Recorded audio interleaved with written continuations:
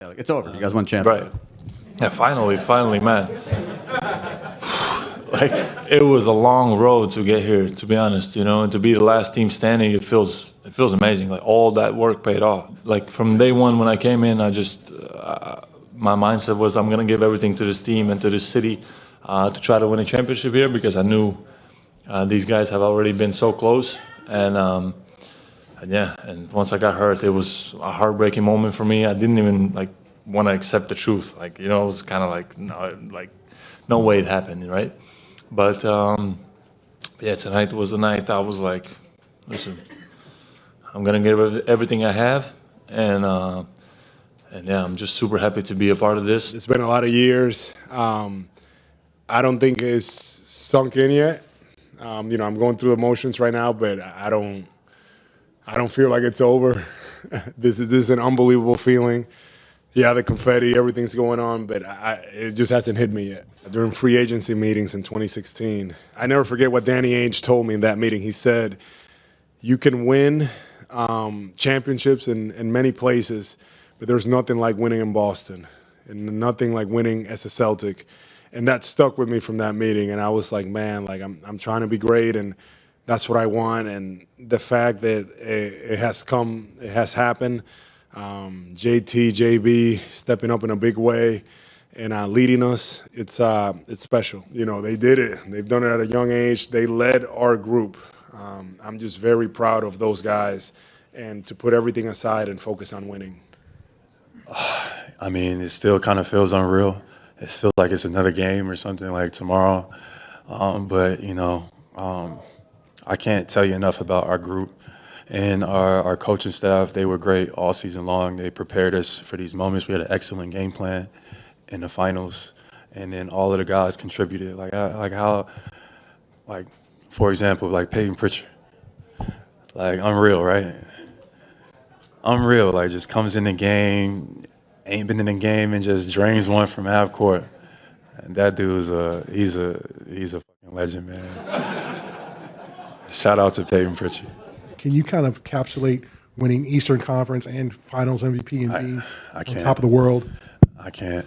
I absolutely can't, man. Just the story and the journey is awesome. To be here in this moment now, through all the years, through all the doubt, through all of the ups and downs, through all of the adversity, through all of the everything, it just makes the story that much sweeter. But I can't even put it into words. Jalen, you're very intentional both now and earlier in making sure that you acknowledged JT. Why is that important to you? And also, you reflected a lot during the playoffs about your journey and what you heard from people. And what does this mean to you in that context as well? Just our growth together. We've been through a lot. We've been playing together for 7 years. The losses, the expectations, the media, have said all different types of things. We can't play together. We were never going to win. We heard it all. But we just blocked it out, and we just kept going. I trusted him. He trusted me, and we did it together. So, to get to this point, and share that experience with JT is just awesome. I can't, it's just amazing, and it feels great. It's a real feeling. Still hasn't really kicked in yet. Just trying, I guess, enjoy the moment. I kept saying, wow. These last 7 years have been a roller coaster, up and down. I had to listen to all the shit that people said about me. And tonight, it was worth it. Oh my God. To be able to say we did it, that we came together and we won a championship. Banner number 18 that's been hanging over our head for so many years. To know that we're going to be engraved in history. And it still hasn't registered. I'm just still trying to process it all. But we did it. We won a championship. Derek, how would you explain the reality of winning a championship, something you've obviously dreamed about for years and years? What are kind of some of the emotions right now? This is unreal. I don't think it really has hit and settled in, but it's just a special group of guys, a special coaching staff that I'm just thankful to be a part of. And yeah, it's unreal, and I'm just trying to enjoy the moment and not get too lit.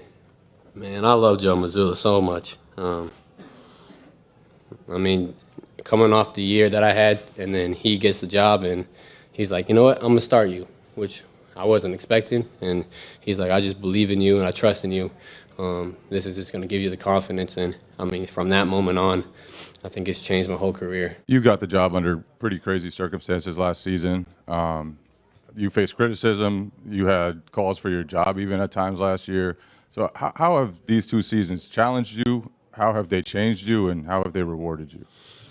I mean, I feel like it's going to be like that for the rest of my career, as it should be. You know, I think just having an understanding that praise and criticism are both just as dangerous if you don't handle them well. And I think we talked about that as a team this year. Like, winning is just as dangerous as losing if you don't handle it well. And I think our guys handled winning the right way by, you know, whether we won or lost, we just moved on to the next game. So, you know, and it's Boston. Like, we wouldn't want it any other way. And I think the ownership and the responsibility to give back to the franchise, give back to the city, give back to it is, that's just part of it.